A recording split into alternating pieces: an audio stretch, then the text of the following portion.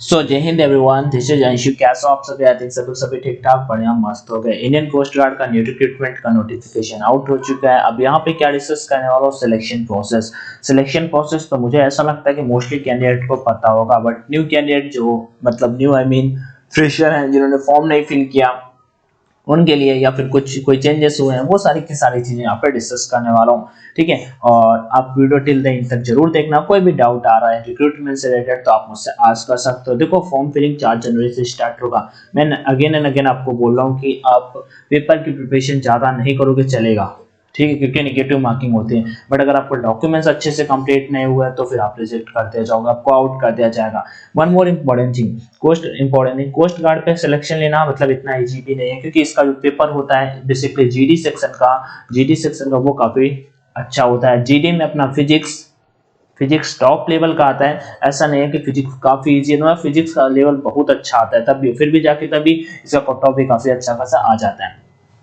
बहुत ये भी करते हैं कि भाई मैं ये बताओ कि इसका कट ऑफ तो चलो ठीक है, लेकिन ये बता दो हमें कि इसका जो कट ऑफ ओवरऑल डीबी का अलग जाता है, जीटी का अलग जाता है, कितना क्या रहता है, सारी के सारे यहाँ पे डाउट्स क्लियर करने वाला हूँ। I think after watching this video आपका कोई भी डाउट नहीं बचेगा। ठीक है, तो वीडियो स्टार्ट करते हैं। फॉर्म फिलिंग कैसे करना है, इसका सिलेक्शन प्रोसेस। सबसे पहले आपका फॉर्म को फिल करना है, सबसे पहले आप सभी को फॉर्म को फिल करना है। ठीक है, फॉर्म फिल करने के लिए आपका एज इतना होना चाहिए। अगर जीडी और यांत्रिक के लिए आप फॉर्म फिल करते हो, जीडी और यांत्रिक के लिए आप फॉर्म फिल करते हो, तो इतना आपका इन दोनों के बीच में एज होना चाहिए। दिखाई दे रहा है 1 अगस्त से लेकर 31 जुलाई, इधर 2000 से लेकर 2004 के बीच में। उसके बाद नाविक डीपी के लिए 2000 और यहाँ पे 2004, यहाँ पे दोनों की दोनों डेट दी हुई है, इनके बीच में है, तो आप फॉर्म को अप्लाई कर सकते हो। ये वाला पॉइंट हटा देते हैं।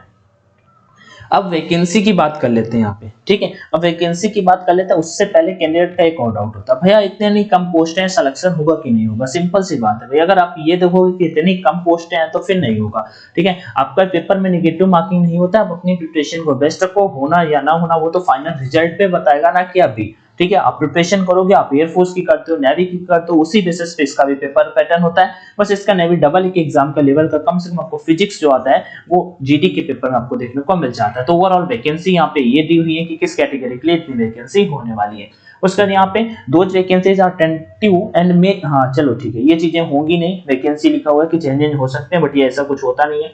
सारी की सारी चीजें मैं प्रीवियस बेसिस पे बात करता हूँ, ऑफिशियल नोटिफिकेशन अपने सामने दिया हुआ है। अब यहाँ पे देखो आपका सिलेक्शन प्रोसेस। सबसे पहले आपका स्टेज फर्स्ट होगा, स्टेज सेकंड होगा, स्टेज थर्ड होगा। इससे पहले जो रिक्रूटमेंट आया था उसका स्टेज थर्ड अभी होना बाकी है, मतलब उनका फिजिकल एग्जाम हो चुका है, अभी स्टेज सेकंड कंप्लीट हो चुका है। अभी उनका सीधा मेरिट आना है, और मेरिट में ही उनका वहां पे फाइनल मेडिकल एग्जाम होगा चिल्का पे। उसके बारे में जल्दी बात करेंगे। कैंडिडेट बहुत बोल रहे कि फाइनल एक्सपेक्टेड कट ऑफ पे मेरिट जरूर बना दो, तो एक्सपेक्टेड पे भी अपन बात कर लेंगे, सो डोंट वरी।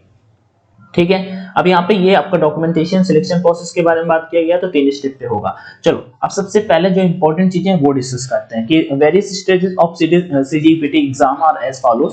ठीक है, ये चीजें आपको होंगी। अब यहाँ पे गौर करने वाली जो मेन चीजें आ जाती हैं वो यहाँ पे डिस्कस करते हैं। अच्छा, उससे पहले आप सभी को एक बात बता देता हूँ, देखो कोस्ट गार्ड की प्रिपरेशन करो, इसके लिए आप सभी के लिए मॉक टेस्ट जरूर लगाते रहना, अपनी स्पीड को मेंटेन करने के लिए, स्पीड कवर करने के लिए। जैसे आप फोन पे जैसे मॉक टेस्ट लगाते हो, तो परीक्षा ऐप ओपन कर लेना, इसका लिंक मैं डिस्क्रिप्शन बॉक्स में दे दूंगा। नीचे से तीसरे नंबर में यहाँ पे देखो टेस्ट का ऑप्शन दिख रहा है ना, नीचे से तीसरे नंबर पे टेस्ट का ऑप्शन दिख रहा होगा। ठीक है, तो वहां पे आपको टेस्ट वाले ऑप्शन पे जाके ऐसे क्लिक कर देना। तो मैंने जैसे टेस्ट पे गया और मैंने वहां पे आके ऐसे क्लिक कर दिया। जैसे टेस्ट पे आप क्लिक करोगे देन आपके सामने सारे के सारे टेस्ट ओपन होके आ जाएंगे। मैंने कुछ टेस्ट बाई कर रखे हैं एयरफोर्स नेवी के केवल लेवल देखने के लिए, और कोस्ट गार्ड का भी बाई किया था, बट आई थिंक उसका एक लिमिट होता है 6 महीने, वो खत्म हो गया है। ठीक है, एयरफोर्स हर एक टेस्ट अवेलेबल है। एक बार कभी बाई कर लोगे ना तो भाई एक्सप्लोर कर लेना, उसी प्राइस में आई थिंक 150 में सारे के सारे टेस्ट मिल जाते हैं, अगर कभी बाई कर चुके हो। अब कोस्ट गार्ड का कोई भी, जैसे मैं कहता हूँ जीडी का बाई करना है, अलाउ पोस्ट पे क्लिक करना है। यहाँ पे आपसे यहाँ पे बाई नाउ पे क्लिक करना, एक कोड का ऑप्शन आ रहा होगा, कोड अपना ऑनलाइन D50 है, ONLIN ये D50 अप्लाई कर दोगे। जैसे ही अप्लाई करोगे से तो देखो यहाँ पे 149 हो गया। बस इसका मतलब 150 रुपए में आपको 20-25 टेस्ट ऑनलाइन मिल जाएंगे। एक बात और, कभी एक बार लगा चुके हो, ठीक है, एक बार टेस्ट बाई कर चुके हो तो एक्सप्लोर कर लेना। ये जितने भी टेस्ट है ना, ये सारे के सारे टेस्ट इसी 149 रुपीज में आपको मिल जाएंगे। इसी मतलब 149 रुपीज में आपको ऑनलाइन लगाने को मिल जाएंगे। चलो ठीक है, ये हटा देते हैं। तो आपको वो सारी चीजें समझ में आ गई। उसका भी लिंक मैं डिस्क्रिप्शन बॉक्स में दे दूंगा, आप जरूर करना। अब प्रैक्टिस करते रहोगे ना तो बस टाइम ही होता है, जो टाइम को मैनेज कर जाता है उसका सिलेक्शन हो जाता है, बस टाइम मैनेज करना। लेकिन भाई पढ़ना पड़ेगा, बिना पढ़े तो चाहे आप जहां सब्सक्रिप्शन ले लो या फिर जो भी कर लो, आप बेस्ट से बेस्ट चाहे जो भी कर लो, आप बिना पढ़े तो फिर कुछ नहीं होगा। नाविक डीबी का जो फॉर्म फिल करोगे, नाविक जीडी का जो फॉर्म फिल करोगे, यांत्रिक इलेक्ट्रिकल के बारे में बात नहीं करेंगे, समझ में आपको भी आता जाएगा। चलो देखो, ये तीनों कैटेगरी दिया हुआ है और ये दो कैटेगरी है। ये पेपर होगा आपका 60 नंबर का, जिसमें आपको पास होने के लिए 30 नंबर चाहिए होंगे। ठीक है, आप अनरिजर्व वालों को मतलब जनरल, ईडब्ल्यूएस, ओबीसी वालों को 30 नंबर 60 में कम से कम तो लाने ही हैं, और एससी एसटी वालों को 27 नंबर।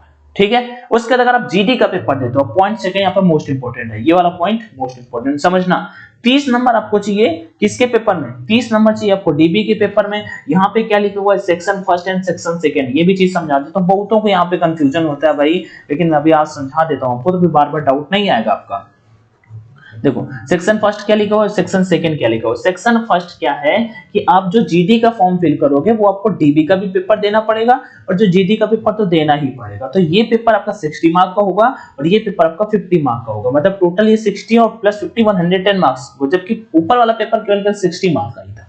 ठीक है, तो यहाँ पे आप जैसे देख लेते हैं जीडी पे, तो 30 मार्क्स का आपका ये हो जाएगा, 20 मार्क्स का आपका ये हो जाएगा। देखो 30 मार्क्स मतलब आपके सेक्शन फर्स्ट में कम से कम लाने होंगे, और सेक्शन सेकंड में आपको 20 मार्क्स, मतलब मिनिमम आपके 50 मार्क्स तो आने ही चाहिए। ठीक है, उसका 27 नंबर एससी एसटी वालों को, 17 नंबर एससी एसटी वालों को, ये जीडी में और ये आपका डीबी में, टोटल 44 नंबर आपके होने चाहिए। ठीक है, यहाँ पे लिखा है सेक्शन फर्स्ट और सेक्शन सेकंड में सेपरेटली पास होना भी कंपलसरी है। ये नहीं कि एक में आप 60 में से 59 स्कोर कर देते हो और एक में आप 50 में से मतलब यहाँ पे 19 कर पाते हो। ठीक है, तो ये चीज यहाँ पे मैटर करती है। चलो आगे बढ़ते हैं, नेक्स्ट चीज यहाँ पे डिस्कस कर लेते हैं। यांत्रिक वालों का भी दिया है, तो यांत्रिक वालों का अभी तो मैं डिस्कस नहीं कर रहा हूँ, क्योंकि मुझे नहीं लगता यांत्रिक वाले कोई भाई होंगे। आप में से किसी को जानना हो तो मुझे बता देना, तो मैं आपको भी समझा दूंगा। चलो ठीक है, सेक्शन फर्स्ट पेपर के बारे में बात कर लेते हैं। आपका पेपर होगा मैक्सिमम मार्क्स होंगे आपके 60, और उसका क्वेश्चन आपका टाइम देखो, यहाँ पे बहुत कम टाइम मिलता है पेपर में। क्वेश्चन होंगे 60, मार्क्स होंगे 60, टाइम मिलेगा केवल 45 मिनट, जिसमें मैथ्स के 20 क्वेश्चन होंगे, साइंस के 10 क्वेश्चन होंगे, और जैसा दे रखा है बिल्कुल इसी बेसिस पे होता है, कोई दिक्कत इस पे सिलेबस खैर आउट नहीं आता इनका। ठीक है, पहले इनका पैटर्न जब ऑफलाइन होता था तो बिल्कुल कोई समझ ही नहीं पाता था कि अब किसी शिफ्ट में रीजनिंग ज्यादा आ गई तो किसी शिफ्ट में इंग्लिश ज्यादा आ गई, लेकिन अभी सही आता है इसमें। हाँ, साइंस में जरूर है कि लगभग 6 क्वेश्चन फिजिक्स के, 2 केमिस्ट्री 2 बायो से, इंग्लिश इजी आता है, और ये मतलब डीबी का पेपर सेक्शन इजी आता है, जीडी से सेक्शन अच्छे खासे लेवल का आता है। रीजनिंग 10 मार्क्स का और जीके 5 मार्क्स का। उसके बाद यहाँ पे बात कर लेते हैं 30 नंबर अनरिजर्व वालों को पास होने के लिए मैंने बता दिया, 27 नंबर एससी एसटी वालों को, और ये जो पेपर आएगा ना क्लास 10 के सिलेबस के बेसिस पे आएगा।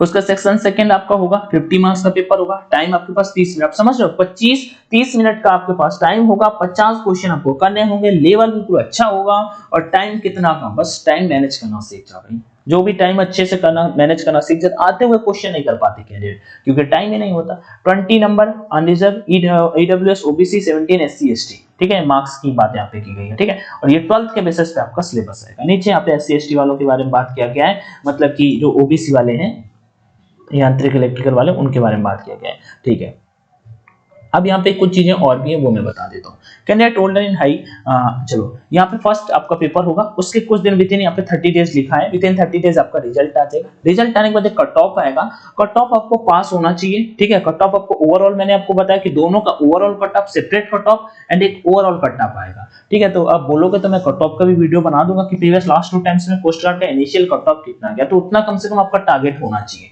ठीक है, आप जनरल कैटेगरी से हो तो भाई 110 में लगभग 80 मार्क्स तक आपके आने चाहिए।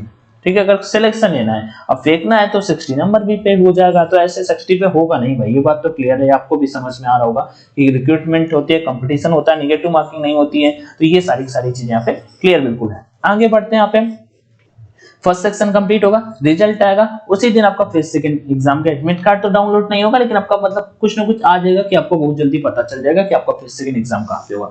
ये दे रखा है, लेकिन होता नहीं कि दोनों लोगों के नंबर बराबर आ जाते हैं, मे बी आपका फेस एक टेस्ट आउट होगा, लेकिन ये हुआ नहीं लास्ट टाइम से, तो इसके बारे में चर्चा नहीं करते हैं। ठीक है, और GD candidate scoring marks in section first applicable only for नाविक जीडी एंड यांत्रिक एंड नॉट फॉर नाविक डीबी। ठीक है, ये नहीं कि आप जैसे कैंडिडेट सोचते हैं कि मेरा अच्छा स्कोर हो गया, जैसे जीडी का पेपर फॉर्म फिल किया और 2 फॉर्म नहीं फिल कर सकते हो, ये बात भी है कि 2 फॉर्म फिल करने का प्लान बना रहे हो तो 2 फॉर्म नहीं फिल कर सकते हो। आगे बढ़ते हैं।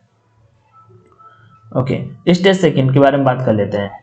Based on performance in the computer based, हाँ ठीक है, स्टेज सेकंड वही बात है कि आपका जब रिजल्ट आएगा उसके बाद आपका स्टेज सेकंड एग्जाम के लिए आपको कॉल किया जाएगा, जिसमें आपका रनिंग होगा। रनिंग में क्या क्या होगा वो मैं आप सभी को शेयर कर देता हूँ। रनिंग में क्या क्या होगा वो मैं शेयर कर देता हूँ। मतलब रनिंग तो सिंपल है, कर जाते हैं कैंडिडेट, बट इस बार बहुत कैंडिडेट इसमें भी बहुत आउट हुए हैं। मैंने इसका रिव्यू शेयर नहीं किया ना, इस बार भी हाल ही पे पोस्ट गार्ड जो रिव्यू हुआ था इसमें भी काफी कैंडिडेट आउट हुए हैं। मीन कंप्लीट नहीं कर पाते कैंडिडेट रनिंग, टाइम का पता नहीं, पेपर क्लियर करते हैं, ये सारी चीजें आपको लेके जानी होती है। मतलब स्टेज सेकंड का टास्क ये होता है। स्टेज सेकंड जैसे ही कंप्लीट होगा देन आपको उसी दिन पता चल जाएगा कि आपका मेरिट एक्सपेक्टेड कब तक आ रहा है। मेरिट कब तक एक्सपेक्टेड आ रहा है, मेरिट लिस्ट के बारे में पता चल जाएगा। जैसे ही मेरिट लिस्ट आपका आएगा बस फिर आपको फिर फाइनल चिल्का के लिए निकल जाना होगा, फिर वहां पे आपका फाइनल मेडिकल एग्जाम होगा और वही आपका लास्ट स्टेज होता है। बस ये शॉर्ट में था आपका सिलेक्शन प्रोसेस, ठीक है। बस यहाँ पे एक चीज है जिसमें ज्यादातर कैंडिडेट आउट हो जाते हैं, वो क्या है वो मैं बता देता हूँ। वो चीज ये मैंने यहाँ पे आपके सामने ओपन कर दी है,